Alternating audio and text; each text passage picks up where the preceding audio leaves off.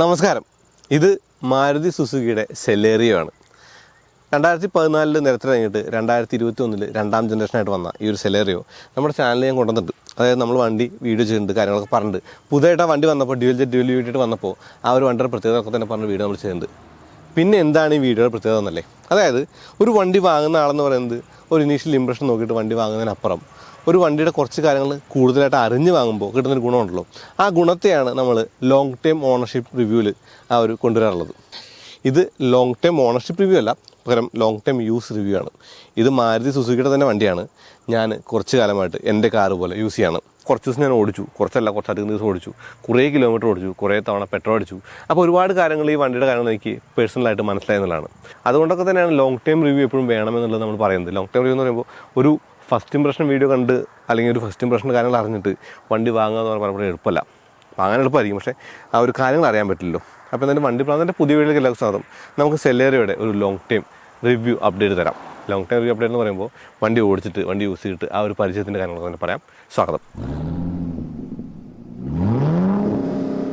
2014 auto എക്സ്പോയിലാണ് Celerio വരുന്നത്.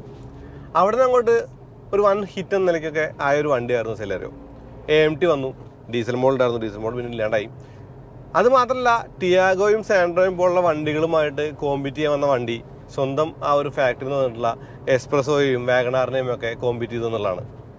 സെലേറിയോ നല്ല വണ്ടിയായിരുന്നു. നല്ല വണ്ടി എന്ന് പറയുമ്പോൾ ആളുകൾക്ക് വേഗം റിലേറ്റ് ചെയ്യാൻ പറ്റിയ വണ്ടിയായിരുന്നു. അതായത് ഒരു ഓൾട്ടോയേക്കാൾ കുറച്ച് വലിയ വണ്ടി വേണം, എന്നാൽ വാഗണാറിൻ്റെ പോലെ ടോൾ ബോയ് വേണ്ട, ഒരു കാർ ലൈക്ക് വണ്ടി തന്നെയാണ് ഇഷ്ടം അല്ലെങ്കിൽ ആവശ്യം എന്നുള്ള ആളുകൾക്കൊക്കെ തീർത്തും ചേർന്നൊരു വണ്ടിയായിരുന്നു സെലേറിയോ എന്നുള്ളതാണ്. അപ്പോൾ മാരുതി സെലേറിയോ 2014 വന്ന വണ്ടിയുടെ രണ്ടാം ജനറേഷൻ വരുന്നത് 2021 ഈ 2021 ഈ വണ്ടി നമ്മൾ ഓടിച്ചെന്ന് പറയുമ്പോൾ ആ ഒരു ലോഞ്ച് കഴിഞ്ഞ ആ ഒരു സമയത്ത് നമ്മൾ ആ ഒരു വണ്ടി വീഡിയോ ചെയ്തിട്ടുണ്ട്. ആ ഒരു പുതിയ വണ്ടി വന്നപ്പോൾ ഡ്യുവൽ VVT എഞ്ചിനായിട്ട് വന്നപ്പോൾ അന്ന് എനിക്ക് തോന്നുന്നു ആ ഒരു വാഗണാറും അല്ലെങ്കിൽ ബാക്കിയുള്ള വണ്ടികളൊന്നും തന്നെ ഡ്യുവൽ ജെറ്റ് ആയിട്ടില്ല. അതല്ലെങ്കിൽ സെലേറിയോ മാത്രമായിരുന്നു അന്ന് ഡ്യുവൽ ജെറ്റ് എന്നുള്ളതാണ്. അവിടെ നിന്ന് ഇങ്ങോട്ട് കുറച്ച് കാലം, അതായത് ഏകദേശം ഒരു 1.5 വർഷം 2 വർഷത്തോളം ആവുന്നു. അതായത് ഓടിച്ച് പരിചയിച്ച് വണ്ടിയുടെ കൂടുതൽ കാര്യങ്ങൾ അറിഞ്ഞ് വണ്ടി എന്താണ് എന്നുള്ളത് ആ ഒരു കാര്യങ്ങൾ കൃത്യമായി അറിഞ്ഞുകൊണ്ട് വണ്ടിയുടെ റിവ്യൂ ചെയ്യാന്ന് പറയില്ലേ, അതിനെയാണ് നമ്മൾ ലോങ് ടൈം റിവ്യൂ എന്ന് പറയാം. അപ്പോൾ ഇത് സെലേറിയോയുടെ ലോങ് ടൈം റിവ്യൂ ആണല്ലോ. നമ്മൾ ഓടിച്ചുകൊണ്ട് ആ ഒരു ലോങ് ടൈം റിവ്യൂയിലേക്ക് തന്നെ കിടക്കുകയാണ്. ഇതിൻ്റെ ഒരു കാര്യം പറയുമ്പോൾ ആദ്യമേ നേരത്തെ പറഞ്ഞ കാര്യമാണ്, രണ്ടാം ജനറേഷൻ വന്നപ്പോൾ പുതുമയായിട്ടുണ്ടായിരുന്നത് ഡ്യുവൽ VVT എന്നുള്ളതാണ്. ഡ്യുവൽ ജെറ്റ് എന്ന് പറയുമ്പോൾ ഒരു സിലിണ്ടറിന് 2 ജെറ്റുകൾ വെച്ചിട്ട്, അത് 2 ഫ്യൂൽ ഇഞ്ചക്ടറുകൾ വെച്ചിട്ട് ആ ഒരു മൈലേജിനെ കുറച്ചും കൂടി കാര്യമായിട്ട് എടുക്കുക എന്നുള്ളത് തന്നെയായിരുന്നു മാരുതിയുടെ ഒരു ലക്ഷ്യം എന്ന് പറയുന്നത്. ഇപ്പോൾ സ്വിഫ്റ്റ് മുതൽ അങ്ങോട്ട് പല വണ്ടികളും ഡ്യുവൽ ജെറ്റ് ആയിരിക്കും, ഇഗ്നിസ് മാത്രമേ ഡ്യുവൽ ജെറ്റ് ആവുന്നുള്ളൂ. അതും ഇപ്പോൾ തന്നെ ആവാൻ ചാൻസ് ഉണ്ട്. അങ്ങനെ നോക്കുമ്പോൾ ഡ്യുവൽ ജെറ്റ് എന്ന കാര്യം നമ്മൾ പറയുമ്പോൾ എന്താണ് ഡ്യുവൽ ജെറ്റ് കിട്ടിയ ഒരു ഗുണമെന്നുള്ളതാണ്. ആ ഒരു ഗുണമെന്ന് പറയുന്നത് ഫ്യൂൽ എഫിഷ്യൻസി തന്നെയായിരുന്നു. ഫ്യൂൽ എഫിഷ്യൻസി എന്ന് പറയുമ്പോൾ 24.6 കിലോമീറ്ററോളമാണ് ഈ ഒരു വണ്ടിയുടെ ആ ഒരു ഫ്യൂൽ എഫിഷ്യൻസി കമ്പനി പറയുന്നത്. 2 മോഡലുകളുണ്ട്. 2 മോഡലുകൾ എന്ന് പറയുമ്പോൾ മാനുവലും ഓട്ടോമാറ്റിക് എന്ന് പറയുമ്പോൾ AMT ആണ്. ആ ഒരു AMT ഉണ്ടായിരുന്നു. അപ്പോൾ നമുക്ക് ഈ ഒരു ലോങ് ടൈം റിവ്യൂവിനെ കുറച്ച് കഷ്ണങ്ങളായിട്ട് തിരിക്കാം എന്ന് പറയുമ്പോൾ ഓരോ ഭാഗങ്ങളായിട്ട് തന്നെ തിരിച്ചുകൊണ്ട് പറയാനുള്ളതാണ്. ആദ്യമായിട്ട് എഞ്ചിൻ്റെ കാര്യം തന്നെ പറയാം. ഡ്യുവൽ VVT എഞ്ചിൻ്റെ ആ ഒരു കാര്യമെന്ന് പറയുന്നത് എക്കണോമിക്കലാണ് എന്നുള്ളത് തന്നെയാണ്. എക്കണോമിക്കൽ എന്ന് പറയുമ്പോൾ ഈ ഒരു വണ്ടിക്ക് ഫ്യൂൽ എഫിഷ്യൻസി ഉണ്ട്. ഇതൊരു 3 സിലിണ്ടർ 998 cc എഞ്ചിനാണ്. ഏകദേശം 66 ബ്രേക്ക് ഹോഴ്സ് പവറും 89 ന്യൂട്രൺ മീറ്ററുമാണ് ഇതിൻ്റെ പവർ ടോർക്ക് ഫിഗറുകൾ എന്ന് പറയുന്നത്. അപ്പോൾ സർപ്രൈസിംഗ്ലി അല്ലെങ്കിൽ ഈ ഒരു വണ്ടി ഇത്രയും ഓടിച്ച ഒരു സ്ഥിതിക്ക് എനിക്ക് പറയേണ്ട കാര്യം എന്ന് പറയുന്നത്, ഞാൻ ഈ വണ്ടിയെ കുറച്ചധികം ഇഷ്ടപ്പെട്ടിട്ടുള്ളതാണ്. അതായത് 3 സിലിണ്ടർ എഞ്ചിനാണെങ്കിലും അത്യാവശ്യം നല്ല റിഫൈൻമെൻറ്റ് നല്ലതാണ്. ലോ ആൻഡ് ടോർക്ക് ഒരു ഇത്തിരി കുറവാണെന്നുള്ളൊരു ഫീൽ പലപ്പോഴും തോന്നിയിട്ടുണ്ട്. സിറ്റി യൂസിലല്ല, ഹൈവേയിൽ ഓടിക്കും. പക്ഷേ നമ്മളൊന്ന് മിഡ് റേഞ്ച് കയറ്റി പിടിച്ചാൽ, അതായത് ഒരു 2500-3000 RPM ഒക്കെ കഴിഞ്ഞാൽ പിന്നെ ആ ഒരു സൗണ്ടും മാറും. വണ്ടി അത്യാവശ്യം നല്ല ഫൺ ഫാക്ടർ നമുക്ക് തരുന്നുണ്ട്.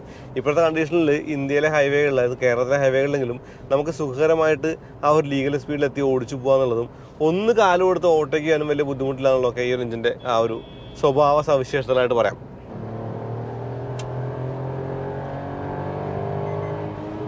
ഏകദേശം 6300 RPM റെഡ് ലൈൻ മാർക്കാണ്. ആ ഒരു റെഡ് ലൈനിലേക്ക് വേഗം തന്നെ എത്തുന്നുണ്ട്. അത്യാവശ്യം നല്ലൊരു ഫ്രണ്ട്ലി ആയിട്ടുള്ള ഒരു 3 സിലിണ്ടർ എഞ്ചിൻ കൂടിയാണ് ഈ ഒരു 998 cc K10C എഞ്ചിൻ. K10B അല്ല, K10C ആണ്. എന്ന് പറയുമ്പോൾ കംപ്രഷൻ റേഷ്യോ അടക്കം ഒരുപാട് മാറ്റങ്ങൾ ഈ എഞ്ചിനുണ്ട്. ആ ഒരു കാര്യം കൊണ്ടാണ് K10B അല്ല K10C ആണെന്ന് ഞാൻ ഊന്നി പറഞ്ഞത്. നമ്മൾ അങ്ങനെ ഒരു സിഗ്നലിലേക്ക് എത്തി. ആ ഒരു സിഗ്നലിൽ നമുക്ക് വേണ്ടി ചവിട്ടി നിർത്തേണ്ട കാര്യമുണ്ട്. അങ്ങനെ ചവിട്ടി നിർത്തുമ്പോൾ അത്യാവശ്യം കാല് കൊടുത്ത് വന്ന സ്ഥിതിക്ക് ബ്രേക്കിൻ്റെ കാര്യം പറയട്ടെ.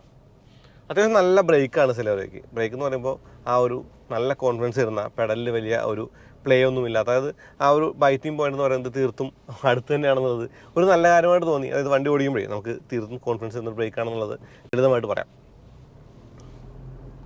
ഇനി പറയേണ്ടതിൻ്റെ കാര്യം സ്റ്റിയറിങ്ങിൻ്റെയാണ്. സ്റ്റിയറിംഗ് എന്ന് പറയുന്നത് ശരിക്കും മാരുതികളുടെ ആ ഒരു സ്വഭാവ സവിശേഷതയുള്ള സ്റ്റിയറിംഗ് തന്നെയാണ്. പക്ഷേ പഴയ സെലേറിയോ ഞാൻ ഓടിച്ചിട്ടുണ്ട്. പഴയ സെലേറിയോയുടെ സ്റ്റിയറിങ്ങിന് തിരിച്ച് ഓട്ടോ റിട്ടേൺ വരുമായിരുന്നു.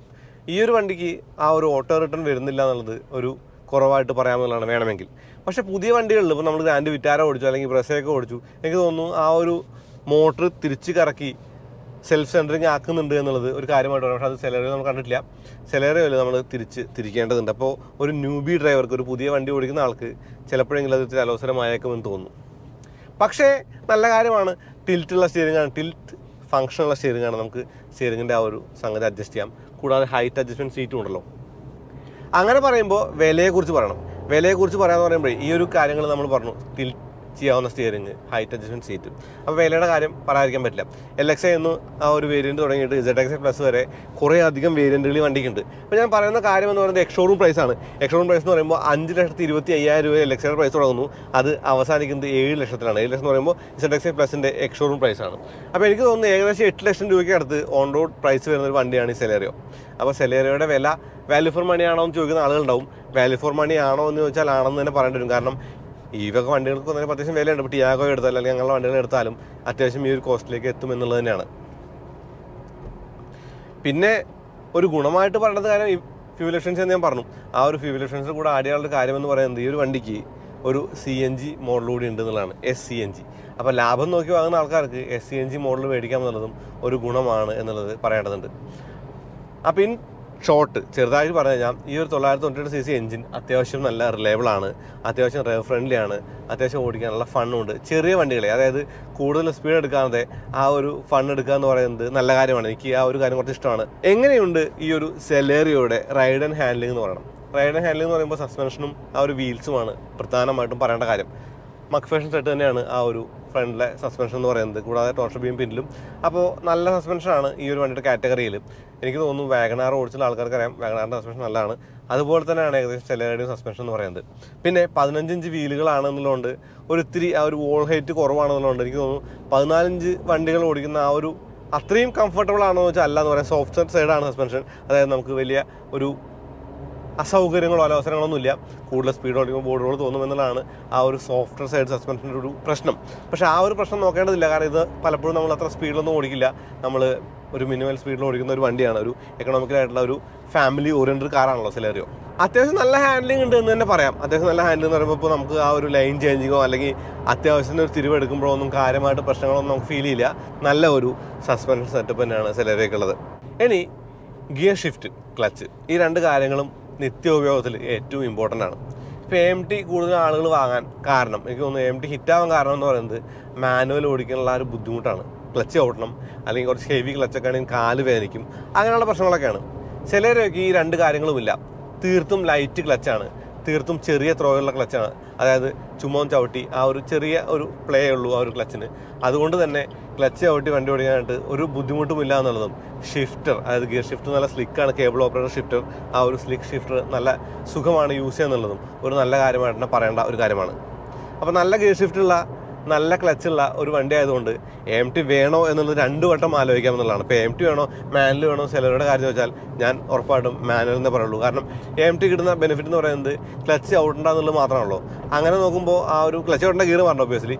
അങ്ങനെ നോക്കുമ്പോൾ ഈ ഒരു കാര്യത്തിൽ ആ ഒരു ഗിയർ മാരെ കിട്ടുന്ന ഫൺ എന്ന് പറയുന്നത് അതിനേക്കാളും മുകളിലാണ്. അപ്പോൾ നമുക്ക് സെലേറിയോ ആണ് നിങ്ങൾ നോക്കുന്നതെങ്കിൽ തോന്നുന്നു നിങ്ങൾക്ക് കൂടുതൽ ചേരുക ഈ ഒരു മാനുവലായിരിക്കും ഓട്ടോമാറ്റിക്കിനേക്കാൾ കൂടുതൽ. ഞാനാ പറഞ്ഞ ഫ്യൂൽ എഫിഷ്യൻസി ഫിഗറുകളൊക്കെ ARA സർട്ടിഫൈ ചെയ്ത ആ ഒരു ടെസ്റ്റിംഗ് കണ്ടീഷനുള്ള മൈലേജാണ് കമ്പനി പറയുന്നത്. ഇപ്പോൾ ഫ്യൂൽ എഫിഷ്യൻസിയുടെ ഒരു കാര്യം എന്ന് പറയുന്നത് കോൺട്രിബ്യൂഷനിലാണ് നിൽക്കുകയാണ്. കാരണം കേസ് കൊടുത്തിട്ട് ഇപ്പോൾ അടുത്ത് തൃശ്ശൂർ കേസ് കൊടുത്തിട്ട് ഒരു എഞ്ചിന് ആ ഒരു മൈലേജ് അല്ല വണ്ടിക്ക് ഒരു മൈലേജ് ഇല്ല എന്ന് പറഞ്ഞിട്ട് കേസ് കൊടുത്തൊക്കെ നമ്മൾ കണ്ടു. അപ്പോൾ നമ്മൾ പറയുന്നത് നമ്മുടെ എക്സ്പീരിയൻസ് ആണ്, ഒരിക്കലും ഒരു ഒഫീഷ്യൽ ഫിഗറുകളൊന്നല്ല. അപ്പോൾ സിറ്റി യൂസിൽ എനിക്ക് ഏകദേശം ഒരു 16.6 വരെയൊക്കെ കിട്ടിയിട്ടുണ്ട്. കൂടാതെ ഹൈവേയിൽ ഓടിച്ചപ്പോൾ 20 പുറത്തൊക്കെ ഫ്യൂൽ എഫിഷ്യൻസി കിട്ടിയിട്ടുണ്ട്. ഒരിക്കൽ 40 വരെ കാണിച്ച ഒരു സ്ക്രീൻഷോട്ടൊക്കെ എടുത്തിട്ട് ഞാൻ നേരെ ആ ഒരു ഇൻസ്റ്റാഗ്രാമിൽ ഇട്ടുണ്ടായിരുന്നു. അതൊക്കെ തന്നെ തീർത്തും ആ ഒരു റീസെറ്റ് ചെയ്തപ്പോൾ കിട്ടിയൊരു ഫിഗറാണ്, ഒട്ടും റിയലിസ്റ്റിക് അല്ല. അപ്പോൾ എനിക്ക് തോന്നുന്നു ഈ ഒരു സെലേറിയോയുടെ റിയൽ ലൈഫ് ഫ്യൂൽ എഫിഷ്യൻസി എന്ന് പറയുന്നത് സിറ്റി യൂസിന് ഏകദേശം 16 പോയിൻറ്റ് സംതിങ്ങും ഹൈവേയിലൊക്കെ ഓടിക്കുമ്പോൾ 20 അല്ലെങ്കിൽ 20 പുറത്താണ്.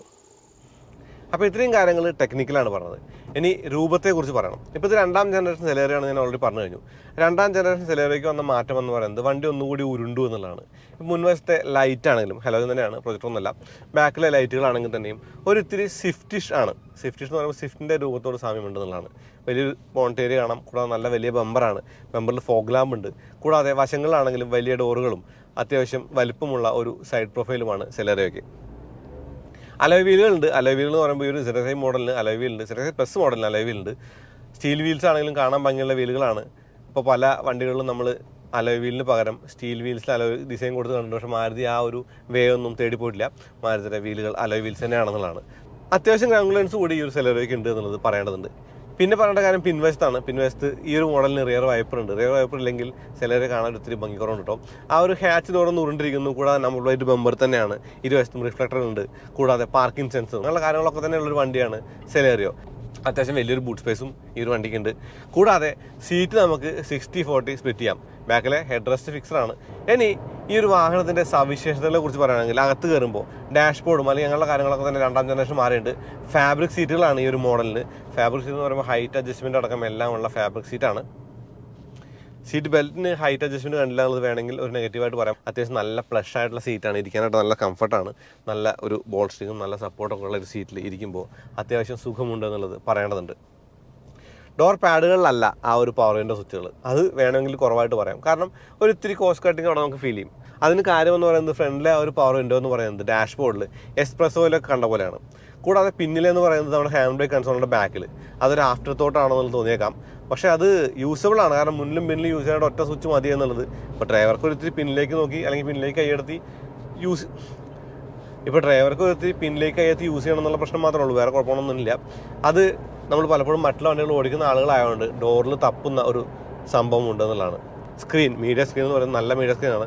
നല്ല ഇൻറ്റ്യൂട്ടീവ് ആയിട്ടുള്ള നല്ല റെസ്പോൺസീവ് ആയിട്ട് സ്ക്രീനാണ്. മാരുതിയുടെ ആ ഒരു സ്മാർട്ട് പ്ലേ സ്റ്റുഡിയോയുടെ കുറഞ്ഞ രൂപം എന്നൊക്കെ തന്നെ പറയാം. ആൻഡ്രോയിഡ് ഓട്ടോ, ആപ്പിൾ കാർപ്ലേ ഉള്ളത് ഒരു കാര്യമാണ്. ശരിക്കും കാലികമായ ഡാഷ്ബോർഡും അത്യാവശ്യം നല്ല സ്ക്രീനും നല്ല സീറ്റുകളുമാണ് ഈ വണ്ടിയുടെ പ്രത്യേകത. പിന്നെ ഓട്ടോമാറ്റിക് AC പോലുള്ള സംവിധാനങ്ങളൊന്നും ഈ ഒരു സെലേറിയോയ്ക്കില്ല. പക്ഷേ AC അത്യാവശ്യം നല്ല ചില്ലിംഗ് ആണ്, നല്ല കൂളിംഗ് ആണ് ഈ AC എന്നുള്ളതാണ്. മീറ്റർ കൺസോളിലെ ആ ഒരു കാര്യമെന്ന് പറയുന്നത് നമ്മൾ ഇന്നോഗ്രേഷനിലൊക്കെ കണ്ടിട്ടുള്ള ആ ഒരു ക്രിസ്റ്റലൊക്കെ വെച്ചിട്ടുള്ള ഒരു മീറ്റർ കൺസോളാണ്. കൂടാതെ ഒരു ചെറിയ പോഡായിട്ട് കൊടുത്തിട്ടുള്ള ആ ഒരു മീറ്റർ കൺസോളിനകത്ത് ടാക്കോ മീറ്ററും അതിനകത്താണ് ആ ഒരു MID ഒക്കെ. അപ്പോൾ ഫ്യൂൽ എഫിഷ്യൻസി അങ്ങനെയുള്ള കാര്യങ്ങളൊക്കെ കാണിക്കുന്നത് അവിടെയാണ്. ഇൻസ്റ്റൻറ്റൻസ് ഫ്യൂൽ എഫിഷ്യൻസി, അതുപോലെ ഡിസ്റ്റൻസ് ടു എംപ്റ്റി, അങ്ങനെയുള്ള എല്ലാ കാര്യങ്ങളും കാണാം. നമ്മുടെ ആ ഒരു സംഗതി മാറ്റുന്ന ആ ഒരു നോബ് എന്ന് പറയുന്നത് ആ ഒരു മീറ്റർ കൺട്രോൾ തന്നെയാണ് എന്നുള്ളത് ഒരു പോരായ്മയായിട്ട് തോന്നി. ഈ ഒരു പുതിയ സെലേറിയോയ്ക്ക് സ്റ്റാർട്ട് സ്റ്റോപ്പ് ബട്ടൺ കൂടിയുണ്ട്. അതായത് നമ്മൾ സ്റ്റാർട്ട് ചെയ്യുന്നത് കീ വെച്ച് തിരിച്ചല്ല. പിന്നെ ഓട്ടോ സ്റ്റാർട്ട് സ്റ്റോപ്പ് സിസ്റ്റം ഉണ്ട്. ISG അല്ല. ഞാൻ കണ്ടൊരു കാര്യം എന്ന് പറയുന്നത് ഇത് ISG അല്ലാതെ സെൽഫ് മോട്ടർ തന്നെയാണ് വർക്ക് ചെയ്യുന്നത്. നമുക്ക് സെൽഫ് മോട്ടർ വർക്ക് ചെയ്യുന്ന കാര്യം ഫീൽ ചെയ്യുമെന്നുള്ളത് തന്നെയാണ് അത് വർക്ക് ചെയ്യുമ്പോൾ. ആ ഒരു ഹെഡ് ലാമ്പിൻ്റെ ലെവലർ എന്ന് പറയുന്നത് കേബിൾ ഓപ്പറേറ്റർ ആണെന്നുള്ളതാണ്. ഓവറോൾ ബിൽഡ് ക്വാളിറ്റി നല്ലതാണ്. പക്ഷേ പെയിൻറ്റ് ക്വാളിറ്റി ഒരു ഇത്തിരി ഡൗൺ സൈഡ് തോന്നി. കാരണം ഒന്ന് കഴുകുമ്പോൾ തന്നെ സ്ക്രാച്ച് ആവുന്നുണ്ട്. നമ്മൾ ഹെയർ ലൈൻ സ്ക്രാച്ചുകൾ കുറച്ചധികം വരാനുള്ള കാരണം എന്ന് തന്നെ പറയുന്നത് ഈ ഒരു പെയിൻറ്റ് ക്വാളിറ്റിയുടെ ഒത്തിരി കുറവാണ്. അപ്പോൾ എനിക്ക് തോന്നുന്നു നല്ല ബിൽഡ് ക്വാളിറ്റി ഉള്ള നല്ല ഒരു പെയിൻ ഗ്യാപ്പൊക്കെ നല്ലതാണ്. പക്ഷേ ആ ഒരു പെയിൻറ്റ് ക്വാളിറ്റിയുടെ കാര്യം മാത്രമേ കുറച്ചൊരു പ്രശ്നമായിട്ട് തോന്നിയുള്ളൂ. അപ്പോൾ എനിക്ക് തോന്നുന്നു വണ്ടി വാങ്ങുന്ന ആൾക്കാർ സെറാമിക് കോട്ടിംഗ് പോലുള്ള കാര്യങ്ങൾ ചെയ്ത് കഴിഞ്ഞാൽ ആ പ്രശ്നമൊന്നും ഉണ്ടാവില്ല.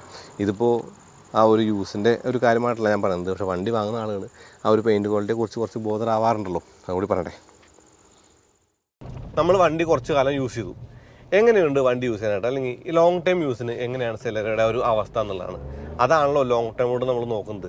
ഫീച്ചേഴ്സിനേക്കാൾ അപ്പുറം അല്ലെങ്കിൽ അങ്ങനെയുള്ള കാര്യങ്ങളെക്കാൾ അപ്പുറം എനിക്ക് തോന്നുന്നത് ഒരു നോർമൽ കാർ എന്ന നിലയ്ക്ക് ഇതൊരു നല്ല കാറാണ്. നല്ല കാർ എന്ന് പറയുമ്പോൾ എനിക്ക് ഇഷ്ടപ്പെട്ടിട്ടുണ്ട്. കാരണം എനിക്ക് ഡേ ടു ഡേ യൂസിൽ അത്യാവശ്യം ഫ്യൂൽ എഫിഷ്യൻ്റ് ആയിട്ട് വലിയ ചിലവില്ലാണ്ട് സിറ്റിയിലൂടെ കൊണ്ടുനടക്കാന്നുള്ളതും, ഇപ്പോൾ ഗിയർ ഷിഫ്റ്റിൻ്റെ ആ ഒരു സ്മൂത്ത്നെസ് ഞാൻ പറഞ്ഞു, കൂടാതെ ക്ലച്ചിൻ്റെ ലൈറ്റ്നസ് പറഞ്ഞു, ആ ഒരു കാര്യങ്ങൾ കൊണ്ടൊക്കെ നമുക്ക് സുഖകരമായിട്ട് ഓടിക്കാൻ പറ്റുന്നൊരു വണ്ടി എന്ന നിലയ്ക്കും. അത് മാത്രമല്ല, ഇടയ്ക്കൊന്ന് കാല് കൊടുക്കണമെങ്കിൽ ഒന്ന് ഡൗൺ ചെയ്ത് നമുക്ക് ആ ഒരു മിഡ് റേഞ്ചൊക്കെ പിടിച്ച് കാല് കൊടുത്താൽ ആ ഒരു ചെറിയ സ്പീഡിലെ ഫൺ നമുക്ക് ഉപയോഗിക്കാമെന്നുള്ളതും ആ ഗുണങ്ങളൊക്കെ തന്നെ സെലേറിയോയ്ക്ക് ഉണ്ട്. താരതമ്യേന വാല്യൂ ഫോർ മണി പ്രപ്പോസിഷനും അത് മാത്രമല്ല കൂടിയ ഫ്യൂൽ എഫിഷ്യൻസിയും CNG പോലുള്ള ഓപ്ഷൻസും എല്ലാം ഈ ഒരു വണ്ടിയെ കൂടുതൽ സ്വീകാര്യമാക്കുന്നുണ്ട്. അതുമാത്രമല്ല മാരുതി ഡീലർഷിപ്പുകളുടെ ആ ഒരു കൂടുതലും നമുക്ക് പീസ് ഓഫ് മൈൻഡ് ഗ്യാരൻറ്റഡ് ആണെന്നുള്ളതാണ്. അപ്പോൾ അത്രേ ഉള്ളൂ. അപ്പോൾ അതുപോലെ ഒരു വീഡിയോ ഉപയോഗപ്പെട്ടു തന്നെ കരുതുന്ന ചാനൽ സബ്സ്ക്രൈബ് മറക്കരുത്, ബെല്ലൈക്കൺ ക്ലിക്ക് ചെയ്യുക. എന്നാൽ നോട്ടിഫിക്കേഷൻ വീഡിയോ ഇൻസ്റ്റാഗ്രാം പേജും ഫേസ്ബുക്ക് ലൈക്ക് ഫോളോ ചെയ്യുക. നിങ്ങളുടെ ലൈക്കും ഷെയർ ഒക്കെ നമ്മൾ എന്തിനും അറിയാലോ. നമുക്ക് എപ്പോഴും ലോങ് ടൈം വണ്ടികൾ ഓടിച്ച് അങ്ങനെ റിവ്യൂ ചെയ്യണം തന്നെയാണ് ആഗ്രഹം. കാരണം നമുക്ക് കുറച്ചുകൂടി എക്സ്പീരിയൻസ് ആയിട്ടുള്ള കാര്യങ്ങൾ, കുറച്ചും കൂടി ഇഷ്ടപ്പെട്ട കാര്യങ്ങൾ കുറച്ചും കൂടി അനുഭവിച്ച കാര്യങ്ങളൊക്കെ പറയാൻ പറ്റുന്ന അപ്പോഴാണ്. എന്തായാലും അടുത്ത വീഡിയോ വീണ്ടും വരാം. അതേക്കും നന്ദി, നമസ്കാരം.